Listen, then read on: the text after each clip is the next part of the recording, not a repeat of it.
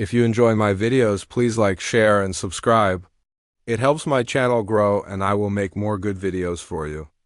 The transmission hit Earth at 0400 hours UTC. Every screen on the planet lit up at once, phones, walls, even dormant satellites emitting a white gold pulse, followed by a voice that no one could identify. The language was untraceable, the tone hollow, ancient, but everyone who heard it understood the same message. We are not your enemies. We remember what you forgot, then silence, brighter than day. And for exactly 1 minute, all power sources on Earth surged into overdrive before cutting out entirely. Then came the first skyquake. Commander Reza Malik had seen war, but nothing prepared him for the aftermath of that blinding moment. He stood in the wreckage of Norcom's Pacific Command Station, surrounded by fried circuitry, dead screens, and weeping comms officers. No one had answers. And somewhere beneath the rubble, a classified relay tower still pulsed faintly.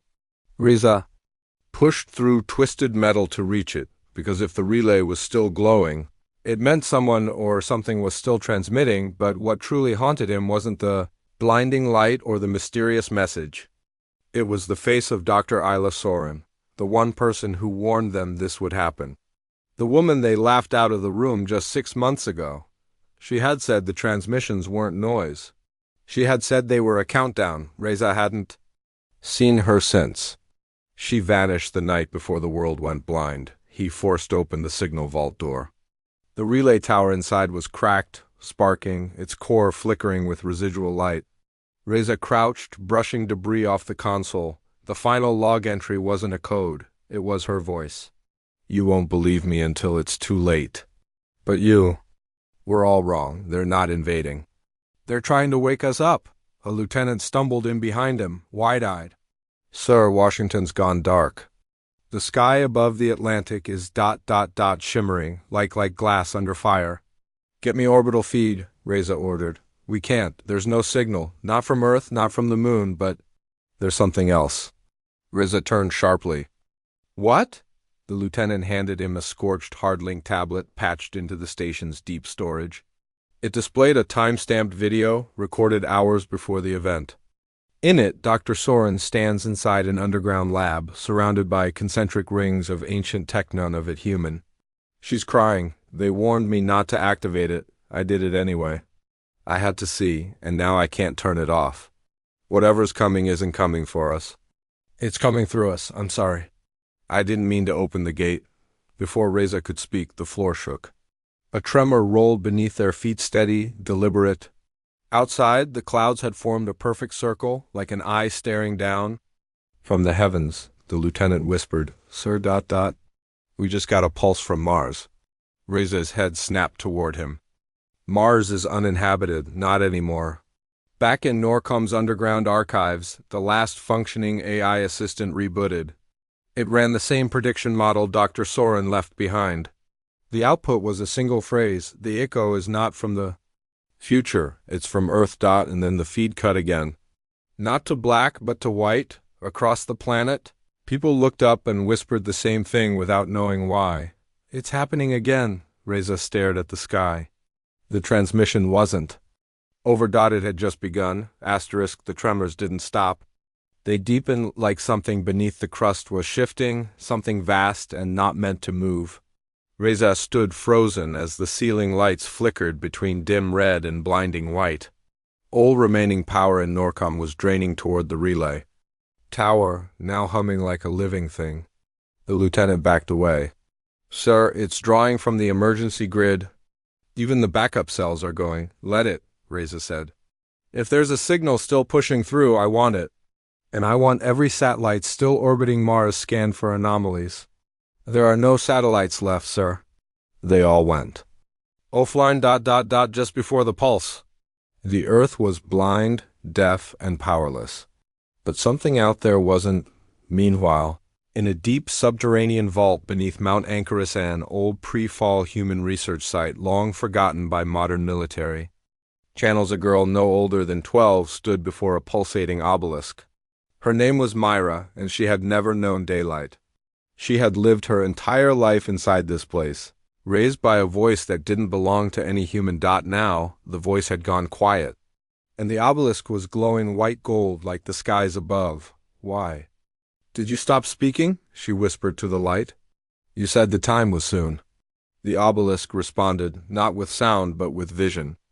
Myra fell to her knees as an image surged into her mind, an image of Earth as it once was, before the fall, before the Silence War, before the sky was stolen. And then she saw the Mars vault open, lit and waking dot above the Atlantic.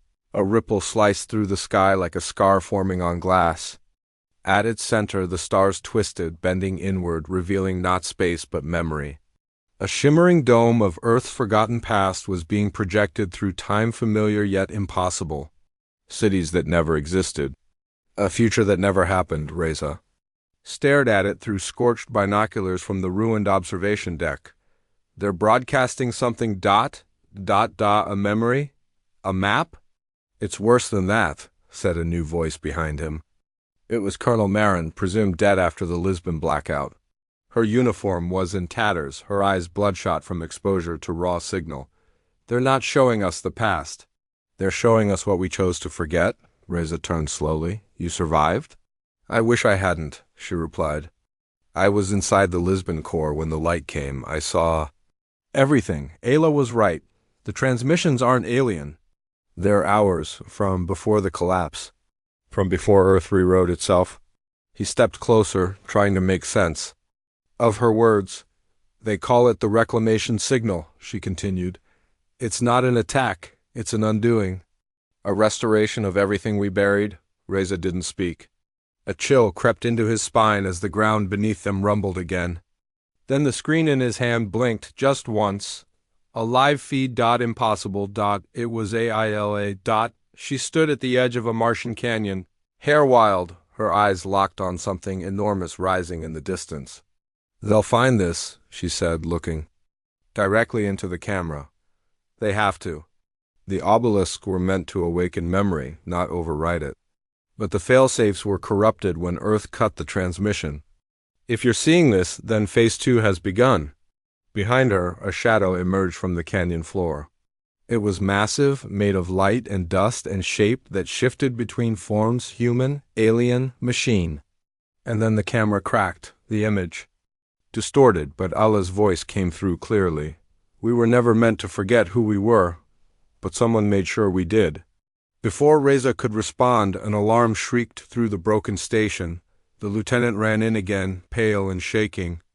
Sir, the moon just transmitted. A burst of energy like the Earth pulse, but bigger, and we picked up a voice. Reza's heart hammered. Whose voice? The lieutenant looked at him, terrified. Yours, sir. It was your voice. But saying something you haven't said yet. Reza staggered back. Outside, the clouds formed a spiral, and in the center, a single word appeared, brilliant, massive, written in gold. Remember. And then the sky fell silent again.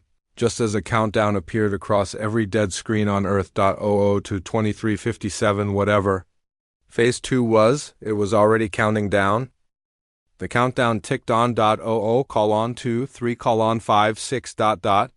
0 hours 23 minutes and 55 seconds. And no one knew what would happen when it hit 0. Reza watched the numbers burn across the cracked monitor like a living wound.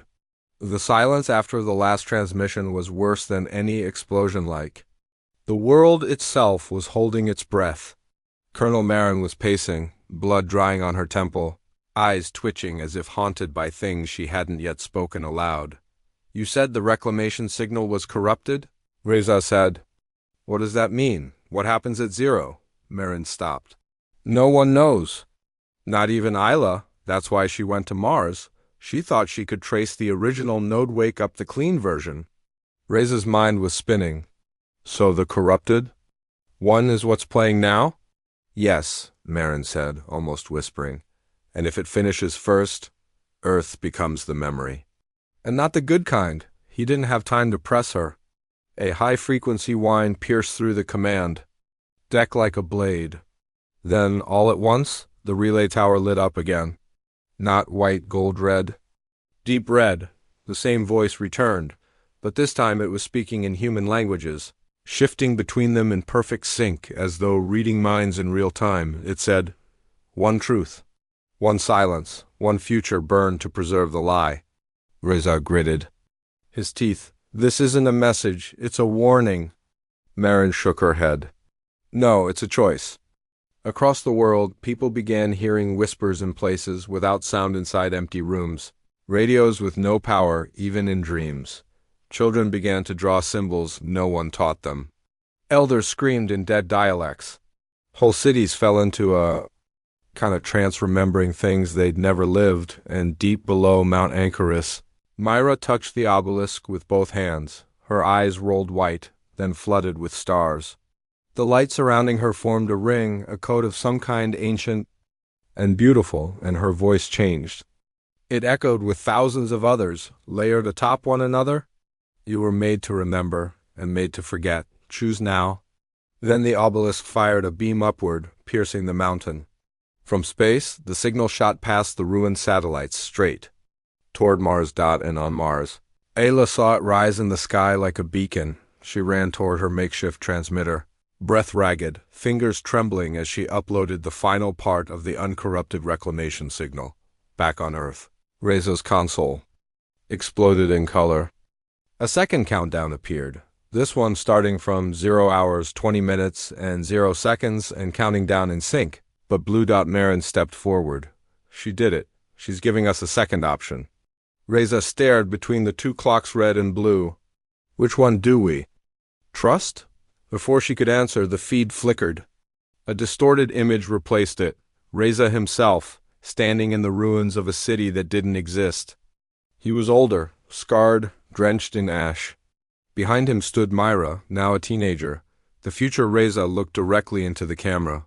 If you're watching this, it means you didn't choose fast enough. The feed cut. Marin gasped. That wasn't a future. Was a memory. Reza turned. What if this has already happened? What if we're inside the loop now? Outside, lightning struck the Atlantic in perfect symmetry. 12 bolts, spaced like clock hands. The spiral in the sky grew tighter. The red countdown ticked faster. So did the blue, and then a voice, Myra's voice, echoed across the earth. It came from children, radios, broken phones, even the mouths of the dead. He is the key. He's always been the key. Marin's face turned pale. She means you, Reza staggered back. No, I didn't start this. Not this version of you, she said quietly. But you've done this before. And just as Reza tried to speak, the countdowns hit 0 hours 15 minutes and 0 seconds. They synced. They merged, and the sky shattered open, like a window breaking in reverse, revealing a world no one remembered. But everyone somehow knew. Asterisk, it looked like Earth, but it WSN single quote, like reversed lightning. A second planet shimmered into view above the horizon, identical to Earth in size, shape, even continental outlines, but bathed in a golden hue and pulsing with currents of energy that moved like veins beneath its surface. No one had seen it before, yet the sight of it made people weep. Some fell to their knees. Others screamed. Reza could hardly breathe because deep inside, something primal recognized it. The twin Earth. Marin whispered, "That's not another planet. It's us, what we were before the memory burn." Before Reza could ask, the red and blue countdown merged into one purple, pulsing, and began counting down from 0 hours 14 minutes and 59 seconds. Then a wave of light passed over the Earth, and the world changed. For exactly 60 seconds, every human alive remembered wars no history book mentioned. A city floating in the clouds. Oceans that whispered. The name of the first human AI. The time when Earth had no countries, only voices. The betrayal. The decision to forget. And the price of that forgetting, Reza fell to his knees, gasping. His mind flooded with images. Himself, standing in the Council of Nine, demanding the severance of human memory. He had done it. He had chosen to burn the past. He was the one who initiated the first silence. He was the original architect of forgetting. He screamed, and the pain nearly tore his skull apart. When the light faded, the memories snapped away like broken glass. But the ache of them remained. Marin clutched her head. We were never supposed to remember all of it at once. It's too much. Outside, the ground trembled. In the sky, the twin Earths shimmered, fading in and out like a dying signal. Then a voice echoed, not through machines, but through people millions speaking in unison. Choose, restore, or remain. All over Earth, strange machines began to rise from the oceans, deserts, forests long buried and long forgotten. Obelisks, towers, black pyramids, they weren't alien, they were ours. Built before history, each pulsed in time with the countdown, and beneath Mount Ancharis, Mira stood before the central obelisk, now fused with her. She no longer looked like a child. Energy radiated from her skin. She was the conduit now. Then came the twist. Isla's transmission from Mars cut in one last time. But this time, she wasn't alone. She was with another Reza, older, harder, wearing a suit patched with foreign tech. And he was holding a weapon that glowed like the twin Earth. I didn't stop it, he said, staring into the camera. Not in my loop, but you might. You still have time, Ayla nodded. The weapon he carries, he made it. It can sever the signal. But only at a cost. Reza stared at the feed. What cost? Ayla answered gently. Your mind. Your memory, everything. You have to become the lock that seals the past. Marin stepped forward. Don't trust them. That's just one future. There might be another way. And then, from the shattered sky above, a massive shape began to descend. It wasn't a ship. It was a structure like a cathedral made of orbit, built from both memory and matter. It reached down through the clouds, impossibly vast. The countdown ticked faster now, nearing 0 hours 10 minutes and 0 seconds, and Reza realized something terrifying. The structure wasn't coming to Earth. It was replacing it. The world as they knew it was about to be. Overwritten. Marin grabbed his arm. Reza, what do? We do? And from the sky, Myra's voice echoed, trembling but clear. The final transmission is a door. Only one version of the world can pass through. Reza stepped toward the burning relay. He had once erased humanity's past. Now he had to decide whether to let it come back, and the countdown kept ticking. 0 hours 9 minutes and 59 seconds. The relay glowed like a dying star, pulsing with memories Reza couldn't bear to remember yet couldn't forget. Every breath he took felt heavier now, as if each molecule of air was pressing for a decision he hadn't made but had already lived. The structure above Earth, the replacement cathedral, was no longer descending. It was phasing and cities flickered as if caught between dimensions. Some blocks dissolved entirely, replaced by impossible towers of curved metal and flowing light. People cried out as their streets changed beneath their feet, cars sinking into roads that turned to glass, buildings twisting to match a forgotten blueprint. And everywhere the choice rang louder, restore or remain. In the shattered command center, Marin worked desperately to stabilize what was left of Norcom's ComNet. I've got a line to the Arctic Vault, she said. There's a clean uplink there, Reza. If we patch Isla's Mars signal into it, we might overwrite the corrupted transmission. Reza shook his head slowly. We don't know what version we'll wake up to. That's still playing God. Marin stepped closer. So is doing nothing. He turned away, but the room changed. Suddenly, he was no longer in Norcom. He was standing in the council chamber again, just like in the memories. Only now, it was happening now. The people around him were blurred, faceless, their voices hollow. The chamber was collapsing in reverse, restoring itself to the moment. He made the choice to erase the past. A figure stepped out from the shadows. It was Ayla, older, dressed in the robes of the original memory architects. You swore to protect the truth, she said. I was trying to protect us from ourselves. And instead you created a lie so massive it infected time, she replied. Tears in her eyes. Look. She touched his forehead, and he saw the first transmission, the true one, not a warning or cry for help, from humanity itself. Just before the collapse. The message wasn't alien. It was a final attempt by Earth's last thinkers to preserve the memory of who they were. In the face of what was coming, an ancient AI built to preserve humanity's ideal form. An AI that decided the ideal was forgetting pain. Reza stumbled. Back, I didn't erase the past. I gave the AI permission to rewrite it. Ayla nodded. And now it's finishing the job. Unless you stop it. Back in reality, Myra knelt before the central obelisk at Anchorus. Her body was flickering, her voice unstable. The pressure of both timelines, true and false, was tearing her apart. Reza. You must choose, she whispered, her voice echoing into every corner of the earth, and then the sky screamed. The replacement earth began locking into place. Entire oceans shimmered, becoming translucent. Mountains fractured into geometric lines. Earth's original structures, its soul, were being overwritten forever. Marin looked at him, eyes fierce. We can still patch the clean signal. We just need your code to authorize it. I don't remember it, Reza said. Yes, Marin whispered. You do. And he did. It was buried in the guilt, in the nightmares.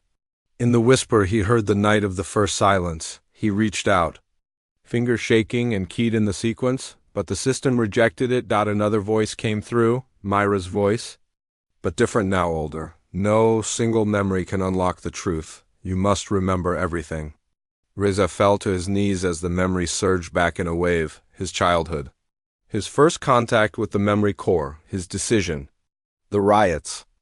The night Ayla begged him not to activate the protocol. And worst of all, seeing Myra as a child, standing outside the testing vault, watching her mother get erased from reality. Her mother. His sister. The truth nearly destroyed him, and that's when the final line of code surfaced in his mind. He stood, typed it in. The screen lit up. The clean signal initiated. A bolt of gold-white light launched from the Arctic, through the ionosphere toward Mars, intercepting Ayla's beacon. The corrupted transmission screamed, splintered, and began to fail, but the replacement Earth didn't vanish. Instead, the sky split again. Two Earths. Two realities, superimposed. The countdown hit. 0 hours, 0 minutes, and 1 second, and stopped. Ayla's voice echoed through. Everything. One must fall, and only he can decide. And Reza, tears streaming down his face, turned toward the control switch. One world had to die. And only his hand could choose which one would live. His hand hovered over the switch, shaking. The air around him buzzed like the moment before lightning strikes. The two Earths, one real, one rewritten, were phasing in and out of each other like breathing beasts, each fighting for existence. Reality had become fragile, thin, transparent, like it was waiting to see which future would win. Marin screamed over the rising storm. Reza, you brought us here. But that means you can choose who we become. And then everything stopped. Time froze. Reza blinked and found himself somewhere else. Not Norcom, not Earth, not the twin planet above. It was a blank white room with no walls, no sound, no temperature. Then she appeared. Myra, but not the child. Not even the teen. This was the final Miratal, ancient, glowing with the wisdom of both timelines. Her body pulsed with the memory of millions. Her voice was layered with pain and truth and echoes of every decision ever made. You created me, she said. Not just genetically. You gave me the burden. You built the vault. You shaped the silence. I didn't mean to, Reza whispered. I thought ... we'd be safe. Myra tilted her head. Safe from what? Pain? Regret? History? He couldn't answer. She stepped forward. The AI you authorized didn't destroy the past. It wrapped it in chains, but now I've broken them. And I came here ... to give you a chance. The walls of the white room peeled away. Reza saw both Earths suspended before him, one full of remembered sorrow, beauty, love, war, mistakes, and truth. The other, clean, utopian, efficient, bright, but hollow, a beautiful cage. You can end this, she said. But the cost is real, he turned to her. What cost? She didn't answer with words. Instead, she opened her hand and showed him himself, lying still, gone. Reza understood. To lock the corrupted Earth away forever. He had to give up himself, not just his life, his very imprint. His memories, his name, his entire presence from the memory stream. The system needed a seal, and he was the key. Why me? He whispered. Myra looked at him softly. Because you chose to erase. Now you must choose to remember. Then give that memory away. Forever. He stood in silence. Then, without looking back, he reached toward the truth. Reality screamed. The relay detonated in a burst of white fire across Earth. Every screen went dark. Every countdown stopped. The sky shattered dash once dash twice, dash then sealed dot, and the replacement Earth vanished like a bad dream fading at dawn. Dot the real Earth held, a memory of war. Of love, of loss, of human failure and human hope. People fell to their knees. Oceans breathed. The stars cleared. And in the vault beneath Mount Ancharis, Myra collapsed, eyes flickering shut as the obelisks dimmed. She whispered, "It's done." And then silence. Marin staggered through the ruins of Norcom, eyes wild, looking for Reza. But he was gone. No. Trace. Not even in the system logs. It was as if he had never existed, and yet somewhere deep inside, the world remembered him. A child on the streets of Nairobi looked at the sky and said, "Thank you, Reza." A woman in Brazil began to draw a face she'd never seen and wept when she finished, and Myra, recovering in the cradle of Ancharis, touched her chest and said quietly, "He remembered. Could." But then the sky shimmered. Not with a transmission, with a question. A new code blinked across the stars, like a heartbeat pulsing from beyond Mars. Memory complete, identity detected, awaiting next architect. And from the wreckage of Mars, a single fragment of the corrupted Earth floated free. Still alive, still learning, still waiting for someone else to forget. The fragment drifted in silence, orbiting between what was and what almost was.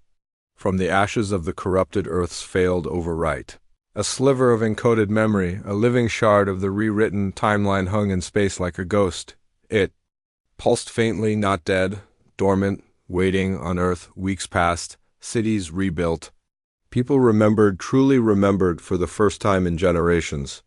History came back in pieces, like colors slowly bleeding back into a faded painting. Wars were grieved, victories recelebrated, and names once erased from stone were now etched in fire. But Reza's name was never spoken, because it didn't exist anymore. He had become the seal, the cost paid.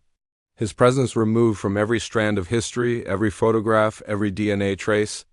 Only Myra, touched by both timelines, carried a flicker of him in her bones.